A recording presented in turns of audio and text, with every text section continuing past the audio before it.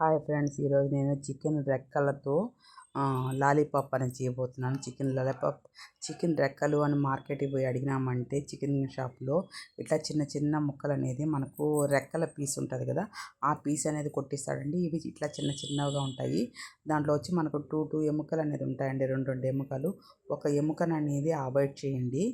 చూడండి, ఇలా నేను చూపించినట్టు ఇలా ఒక ఎముకను అనేది నైస్గా తీసేసేయండి. సన్న సన్న ఎముకే ఉంటుంది. దాన్ని ఒక చాకు తీసుకునేసి చికెన్ మొత్తం ఇట్లా వెనక్కి కానీ లాగేసామంటే నీట్గా ఇట్లా నీట్గా వెనక్కి అనేది వచ్చేస్తుంది. చికెన్ అంతా ఒక చిన్ని లాలీపాపుల్లాగా మనకు తయారవుతాయండి. మనకు కేఎఫ్సీలో కానీ ఎక్కడైనా కానీ చికెన్ లాలీ అంటే ఇలాగే ఉంటుందన్నమాట. చిన్నగా లాలీపాప్ చాలా టేస్టీగా ఉంటుందండి. మనం దాన్ని ఇప్పుడు ఎలా తయారు చేసుకోవాలో నేను చూపిస్తాను. దానికి ఏమేమి ఇంగ్రీడియంట్స్ కావాలో అనేది. ఫస్ట్ ఒక చిన్న బౌల్ తీసుకోండి. దాంట్లో మనం ఎన్నైతే లాలీపాప్స్ తీసుకున్నామో దానికి తగ్గట్టుగా కొద్దిగా అల్లం మసాలా వేసుకోండి. అల్లం తెల్లగడ్డ మసాలా అనమాట. నేను ఒక 7-8 తీసుకున్నాను కాబట్టి, ఒక 1/4 kg తీసుకున్నాను కాబట్టి ఒక అర స్పూన్ అయితే తెల్లగడ్డ అల్లం మసాలా వేసాను. అలాగే టేస్ట్కి తగ్గట్టు ఉప్పు, కారం అనేది వేసుకున్నాను.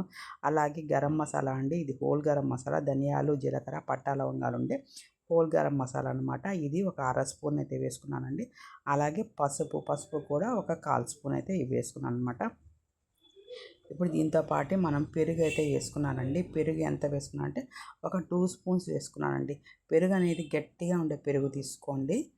ఒక 2 స్పూన్లు తీసుకున్నాను. ఇప్పుడు కార్న్‌ఫ్లోర్ అనేది 2-3 స్పూన్లు అనేది 2 స్పూన్లు సరిపోతుందండి. మనము తీసుకున్న ఐటెంని బట్టి తీసుకోండి. కార్న్‌ఫ్లోర్ అనేది 2 స్పూన్ల కార్న్‌ఫ్లోర్ అయితే సరిపోతుంది. నేను తీసుకున్న కోడిగుడ్డు చాలా చిన్న కోడిగుడ్డు అనమాట. దానికని నేను ఫుల్గా వేసేసాను. మీకు పెద్ద కోడిగుడ్డు అయితే హాఫే వేసుకోండి, ఫుల్ వేయొద్దు. అంటే ఎక్కువ లూజ్ అయిపోతుంది అనమాట. అదే చాలా చిన్న సైజు ఒక గోలికాయ అంత ఉంది. దానివల్ల ఫుల్ వేసేసాను అనమాట నేను. అది మొత్తం కలిసేటట్టు బాగా నీట్గా బైండింగ్ చేయండి. బాగా ఎక్కడ లంప్స్ లేకోకుండా నీట్గా కలపండి.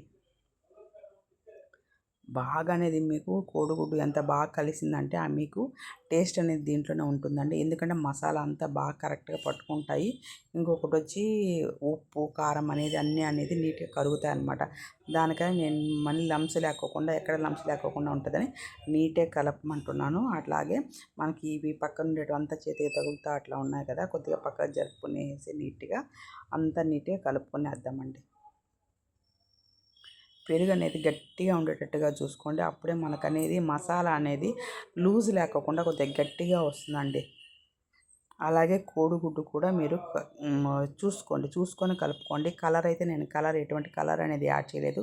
మీకు కలర్ కావాలి అంటే ఫుడ్ కలర్ ఉంటుంది కదా, ఆ ఫుడ్ కలర్ అనేది యాడ్ చేసుకోండి. నేనైతే యాడ్ చేయలేదు. ఇలా ఒక్కొక్క పీస్ తీసుకొని నీట్గా, మనకు ఇవి చిన్నవే కాబట్టి ఒక్కొక్క పీస్ నీట్గా అనేది కొద్దిసేపు అనేది బాగా ఒక గంట సేపు అనేది బాగా నాననియండి. మసాలాలు అనేది ఇలా అన్నీ పెట్టుకునేసి అంత బాగా ముక్కకు పట్టుకునేటట్టు కొద్దిగా కలపాలండి. అలా పెట్టేస్తే కాదు, అట్లా కొద్దిగా అనేది ప్రెస్ చేసుకునేసేయండి.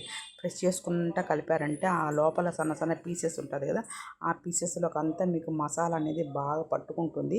మనకు తినేటప్పుడు ఉప్పు, కారం, స్పైసీనెస్ అనేది అంతా దానికనేది ముక్కకు అనేది కరెక్ట్గా అనేది ఉంటుందన్నమాట. అట్టట్టే ముంచి వేస్తే బాగుండదండి. కొద్దిగా మసాలా అనేది బాగా దానికి ఇంక్రీజ్ అవ్వాలి. ఒక గంట సేపు అయితే నేను ఫ్రిడ్జ్లో పెట్టేస్తున్నాను. బాగా నానుతుందనమాట. చూడండి, ఒక గంట తర్వాత ఫ్రిడ్జ్లోంచి తీసాను. మనకి ఇలా అనేది వచ్చింది. అలాగే పొయ్యి మీద ఆయిల్ కూడా పెట్టేశాను. ఆయిల్ కూడా హీట్ అయిపోయింది. ఇప్పుడు నేను ఒక్కొక్క ముక్కను అనేది ఫ్రై చేస్తున్నాను అనమాట.